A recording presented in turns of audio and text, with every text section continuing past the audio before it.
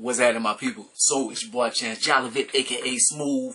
We back with another edition of this, man. Another episode of The Walking Dead, season 11, episode 6. This season has been up and down. It's been more interesting than I expected.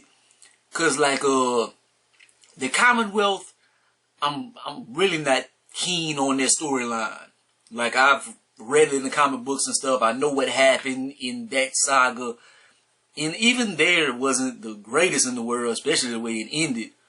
But the Reaper stuff, this is pretty interesting. Then Connie is coming back. In this episode, this has to do with finding Connie.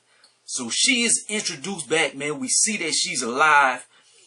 This episode, it is very, like, a lot of people, like some people have never watched Walking Dead and not into it because they're like, oh, I don't like scary stuff. And Walking Dead has never been scary to me. I'm not a horror movie buff. I hate horror movies.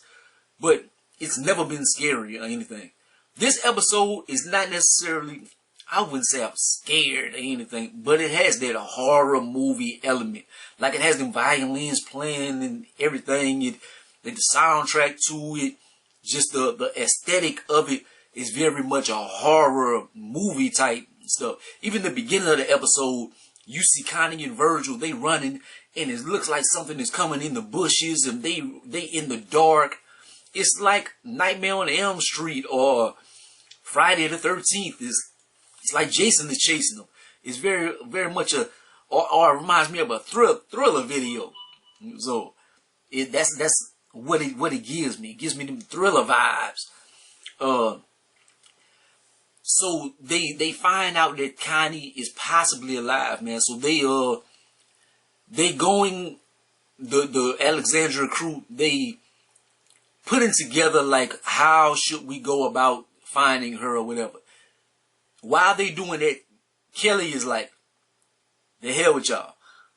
I gotta find my sister. So she takes off, she takes a horse, she goes by herself, she goes solo. And then we get back to Connie and them. Connie and Virgil, they are in this abandoned house looking like Resident Evil and stuff. She has been up for days. She is scared to go to sleep. She is suffering from PTSD, being in the caves with the whisperers and stuff. And at that point, I'm like, man, she's scared to go to sleep. And I'm like, it's kind of a smart thing because Virgil, like, can we trust Virgil all the way? Because him and Michonne, like, he did Michonne dirty. So are we 100 that he'll do right by Connie?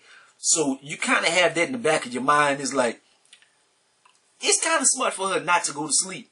But she starts seeing things, like later in the episode, it's like, is this real that she's seeing, or is she hallucinating because she hasn't slept in days? Because if you don't sleep, like, it's gonna mess with your mind. But Daryl is with the Reapers, man. He see them torturing one of Maggie people. They like, we want to see if you one of us. They make Daryl torture homeboy. They already was ripping his fingernails and stuff. He puts him in a chokehold. I'm like, that's not gonna convince him.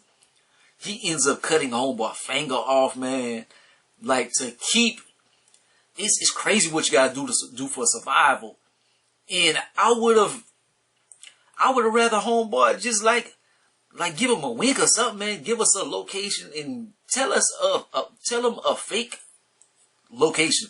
Cause okay, there aren't any cell phones or anything like that. Like, how is he supposed to know exactly where they are right now? He's been locked up for days. Give him a location. And they go out over there and probably find nothing. At least you giving yourself a chance. He does end up giving a location, but after Daryl has to cut his finger off, I'm like, God damn. But that's a crazy little thing, man. But Daryl has to do what he do to survive, man. It's crucial. Connie, she sees something behind the wall. And I already said that, is she hallucinating? Is it real? She goes run to Virgil. And it's crazy because they can't really communicate with each other, man. So that's going to play a part in the episode as well. Daryl Daryl is with the Reapers. They send him out with the Reapers going look for Maggie. So he kind of gives a slight warning, like he's a little bit behind them, and they have some electric wiring and stuff, and he kind of like manipulates that for it to shake. So Maggie and them, if they are looking out, they can kind of like see something is out there. So he is trying to help them from within. Like, he hasn't traded on them anything and went with the Reapers. Like, Daryl is trying to help, but he has to do he has to go by the book, and he can't mess with them at all, man. The Reapers are they not to be trifled with. That sounds so just out of my vocabulary. Not to be trifled with. That's some movie shit right there. That's just for camera. But Connie was right. They are not alone. They are not alone. It's like some cavemen type people. And they have set the house up. They were herding them into the house the whole time to get them there. And they have like booby traps. They have the house like a maze. Like, it is funny. It is like the people from under the stairs, like that old movie back in the days. Homeboy, he look crazy when you finally see one of them. Like, he crawling like that and stuff. It's like, but she runs, and it looked like she was it was a good acting job, but I think she was actually scared. Like, not scared that something gonna happen, but it's just freaky. Like, being in that old house and homeboy chasing you like that. Like, she's running. Like, she's like, oh my God. Like, so it was a good scene and good acting. But we get back to Daryl and the Reapers, man. They are looking for Maggie and them. Out of all of them, Daryl is the one that finds them. They are in the basement. They have like a little bitty thing underneath the rug that you can see that there's a basement. He tries to cover it up, man. He's still trying to help from within. But how long is that gonna last? Connie, she's running from the cave, man. She gets like in the basement herself in her situation. Man, sees human remains everywhere.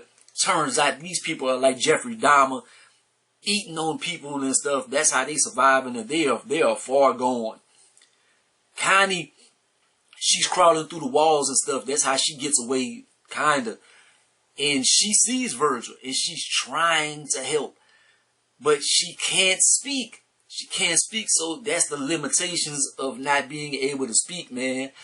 And he's going towards the wall. He's like, I don't know what's behind there, so should I stab this wall up?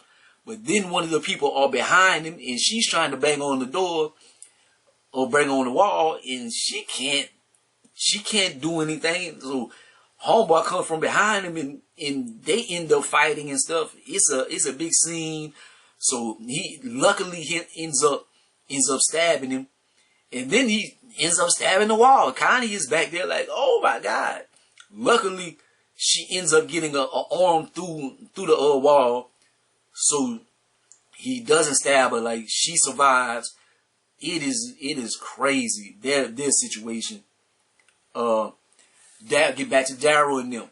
He's still trying to cover up for Maggie and them. He tries to use his relationship as leverage. He like, yeah, you right. I don't care about none of y'all, but I care about you, and I want to do right by you. I think, truthfully, Daryl has gave up on their relationship and stuff, because like, you following these dudes and stuff, like, you are not who I thought you were.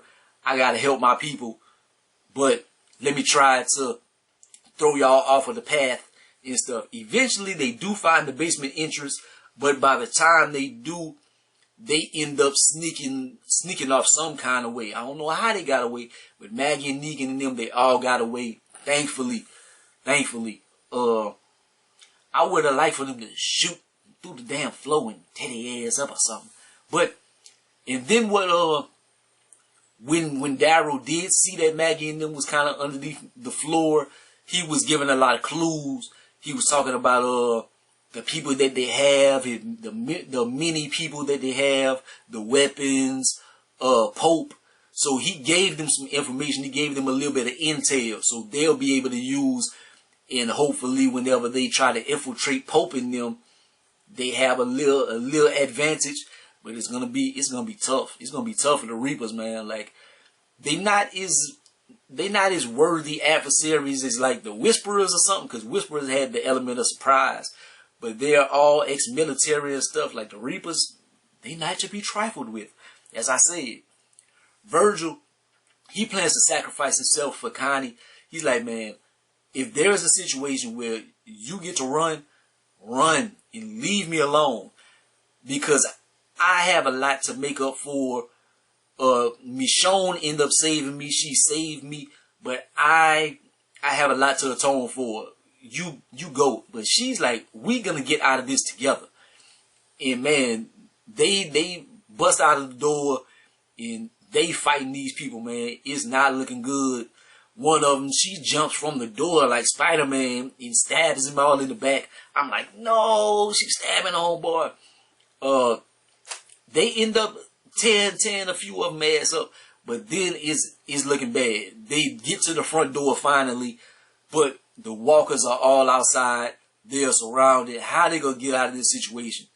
But in Walker Dead fashion, the good people, our people, they pretty smart, man. They've been through a lot of things, and they know how to manipulate situations. Like whenever they back against the wall, that's how our favorite characters that end up surviving. When they back against the wall, they pull something out their ears, or paws, or not literally, but they have a walker. She takes the walker remains and covers herself up and pushes Virgil against the wall and opens the door. These walkers come out and start tearing their ass up.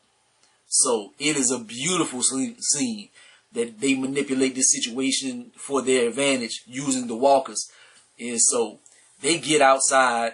Before we get to that, Daryl, he ends up getting back to the Reapers, and he sees that they killed Maggie's dude. So he was like, damn, homeboy killed.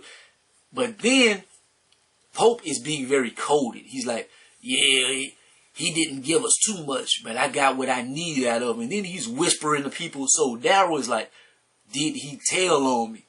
Did he snitch? Like, so he has to be very guarded going forward. So he's like, will they slice my throat or throw me in the fire whenever I turn my back because homeboy gave me up? So it's like, but back to Connie and them to end this episode off. That's not how the episode ended, but that's the last thing I'm going to end off of. When they get outside, they have two of the people, they actually get out. And so Virgil falls over. Connie looks like she's going to have to fight these dudes, but she's ready. But they end up, Kelly comes out and saves them. Yo, whenever Kelly comes around that corner and her and Connie lock eyes, yo, I kind of lost it. It was a beautiful moment. It was a beautiful moment, man. Like, I hope Virgil survives, but I don't know if he's going to die or not. But that was a beautiful way to end that episode off, man, with Connie and Kelly reunited, and it feels so good. But next episode, it looked like it's gonna be Maggie and them, Maggie, Daryl. Hey, it looked like it's gonna be lit. It looked like it's gonna be cold. I can't wait till next week. Next week looks like it's gonna be one of those ones. Then even on the Commonwealth, they look like they gonna do some stuff, man. Like they are after Eugene and them, man. So we'll see. King Ezekiel, his neck look like it's bleeding and stuff. Like, look like they're gonna have their first piece of drama or first piece of action at the Commonwealth. So maybe that storyline is gonna start heating up. But this was actually a pretty good episode, man. Like, comment, subscribe. Gonna be the greatest and the most hated, man. Holla at your boy. If you watch these, man, please like, man. Help on the algorithm and stuff, man. Trying to grow. I know these videos don't get a lot of traction, man. People are not into Walking Dead like they used to be. And then I guess y'all don't want to watch a brother talk about Walking Dead. But it's all good. Peace.